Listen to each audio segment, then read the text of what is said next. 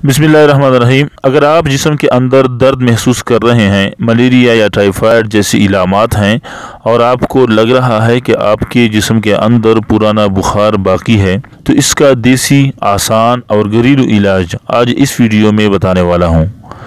ये नुस्खा आप अपने घर में ख़ुद बना सकते हैं।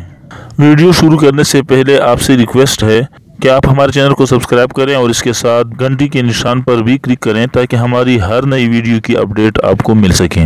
दोस्तों, अगर आप जिस्म के अंदर सुस्ती और ढीलापन महसूस करते हैं, काम करने को दिल नहीं चाहता, फिर पैनाडॉल और पोस्टान वगैरह का सहारा लेकर वक्ती तौर पर गुजारा कर लेते हैं, लेकिन फिर मसला वैसे का वैसे ही होता है। इसके अलावा बाज़ लोगों का गला अक्सर ख़राब रहता है, जिसकी वजह से भी जिस्म के अंदर दर्द महसूस होता है। तो आज का जो नुस्खा मैं आपको बताने जा रहा हूँ, ये गले की ख़राबी, मलेरिया, टाइफाइड और पुराने बुखार का बेहतरीन इलाज है। इस नुस्खे का कोई साइड इफ़ेक्ट नहीं है।